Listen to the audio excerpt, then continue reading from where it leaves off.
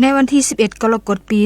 2024 ห้องตำรวจกองบัญชาการปกส.แขวงสะหวรรณเขตได้จัดพิธีแถลงข่าวคดีเกี่ยวกับฆาตกรรมอยู่ที่ห้างสถานบันเทิงสวรรณราตรีในค่ำวันที่ 6 กรกฎาคม ปี 2024 ซึ่งมีรายละเอียดให้ฮู้ดังนี้ข้าพเจ้าท่านพันโทพมาดำรงสุริศหัวหน้าห้องตำรวจกองบัญชาการปกส.แขวงสะหวรรณเขตขอแถลงข่าวเกี่ยวกับเหตุการณ์ที่มีการฆาตกรรมยิงกันอยู่ห้างบันเทิงสวรรณราตรีรายละเอียดชี้แจงมีดังนี้เนาะอีกใช้ผลการสืบสวนสอบสวน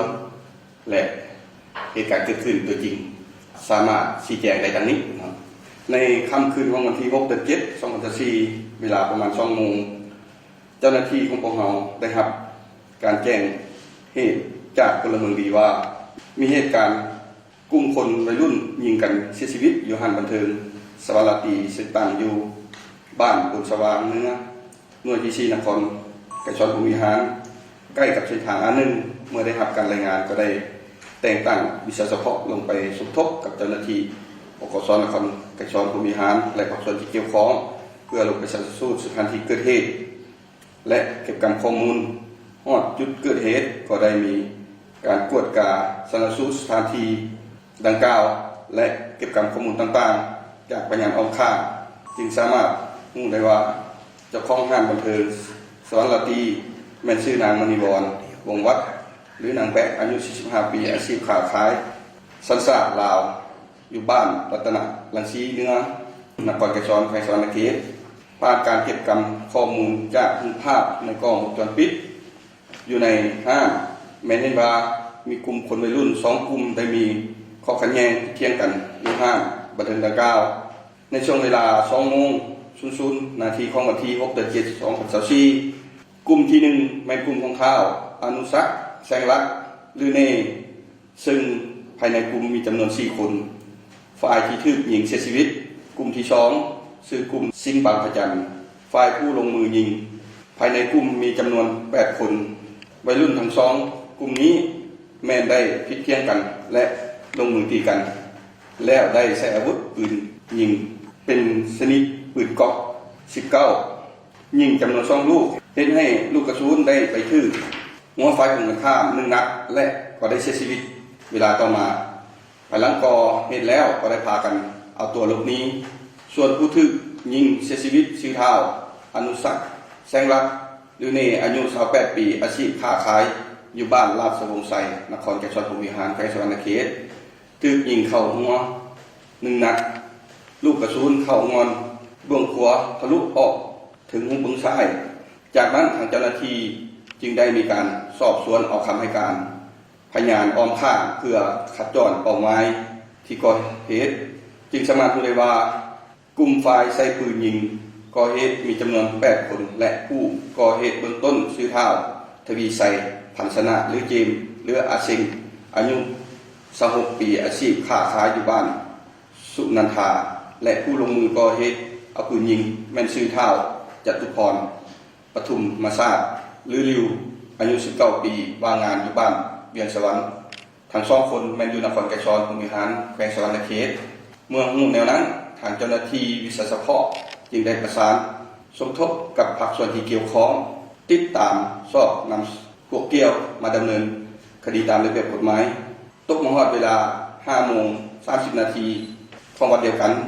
จึงสามารถรู้ได้ว่าเป้าหมายดังกล่าวแม่นเอาตัวรถนี้ไปลี้ซ่อนอยู่เงินเวลาหลังหนึ่งที่บ่มีคนอยู่ตั้งอยู่ขอบเขตบ้านนาสิงห์นครไกรชอนภูมิหารแขวงสะหวรรณเขต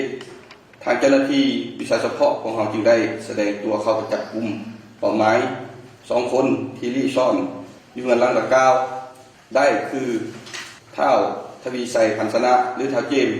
หรืออาเชงและเท้าจตุพรปทุมชาติหรือเท้าริ้วมาทำการสืบสวนสอบสวนซึ่งพวกเกี่ยวทั้ง2ก็ได้รับสารภาพว่าได้ลงมือก่อเหตุแท้จึงได้ดำเนินคดีต่อพวกเกี่ยวตามระเบียบกฎหมายของบ้านเมืองส่วนมูคู่คุมแก้ที่ร่วมในกระบวนการแม่นยังเอาตัวหลบหนีและปัจจุบันนี้ทางเจ้าหน้าที่ของเราแม่นได้ออกคำสั่งไล่สอบไล่จับเพื่อดำตัวพวกเกี่ยวมาดำเนินคดีตามระเบียบกฎหมายสำหรับห้างบันเทิงสวรรณราตรีภ ผ่านมาแม้ได้มีการทะเลาะวิวาทตีกันทั้งช่องข้างพร้อมทั้งเปิดให้บริการกายมุงกายเวลาโดยในวันที่3 เดือน 6 2024ก็ได้มีการมั่วสุมยาเสพติดทางเจ้าหน้าที่แม้ได้เข้าจับกลุ่มผู้มั่วสุมในจำนวน 54/25 คนในนั้นมีคนต่างประเทศ14 คนคนเวียดนาม7คนจีน4คนไทย3พร้อมทั้งให้ปิดกิจกรรมระยะชั่วคราวตกมาฮอดวันที่18 เดือน 6 2024ทางเจ้าของห้างได้เขียนคำร้องเสนอหาแผนกแถลงข่าววัฒนธรรมและท่องเที่ยวแขวงสะหวรรณเขตแล้วตกมาฮอดวันที่19 เดือน 6 2024ทางแผนกแถลงข่าววัฒนธรรมและท่องเที่ยวสะหวรรณเขตก็ได้ออกอนุญาตให้เปิดบริการแต่เวลาผู้เกี่ยวเปิดบริการแม่นเปิดกายโมงกายเวลาซึ่งคัดต่อกับแจ้งการของท่านเจ้าแขวงทราบลงวันที่25 เดือน 8 2023ส่วนห้างบันเทิงสวรรณตีผ่านมาแม่นบ่ปฏิบัติตามแจ้งการและบทบันทึกศึกษาอบรมกล่าวเตือนได้ปรับปล่อยเหตุให้มีปรากฏการณ์ย่อท้อในสังคมและมีความบ่สงบเกิดขึ้นต่อกับเหตุการณ์วัยรุ่นผิดเที่ยงกันจนถึงแก่การเสียชีวิตนี้ฉะนั้นจึงเห็นควรแจ้งภาคส่วนที่เกี่ยวข้องถอนใบอนุญาตในการดำเนินธุรกิจห้างบันเทิงและปิดกิจกรรมดังกล่าวต่อกับเหตุการณ์นี้ทางเจ้าหน้าที่จึงขอความร่วมมือนำพ่อแม่ประชาชนผู้ดำเนินธุรกิจผู้ประกอบการห้างอาหารห้างบันเทิงให้มีสติในการบริการให้รักษาความสงบเข้มงวดกวดกาบ่ให้มีสภาพเกิดขึ้นห้ามนำใส่สิ่งเสพติดประเภทต่างๆเพื่อเข้าไปจำหน่ายในสถานที่ดังกล่าวพร้อมทั้งห้ามนำอาวุธซึกเข้าไปและห้ามเด็กน้อยที่มีอายุต่ำกว่า18 ปีเข้าไปบริการห้ามเปิดกายมุงกายเวลาที่กำหนดฝากถึงพ่อแม่ผู้ปกครองเตือนลูกเตือนหลานบ่ให้ไปพัวพันกับสิ่งเสพติดทุกประเภทพร้อมกันนั้นก็ช่วยเป็นหูเป็นตาให้แก่เจ้าหน้าที่และปฏิบัติตามข้อกำหนดระเบียบกฎหมายที่วางออกอย่างเข้มงวดขอขอบใจ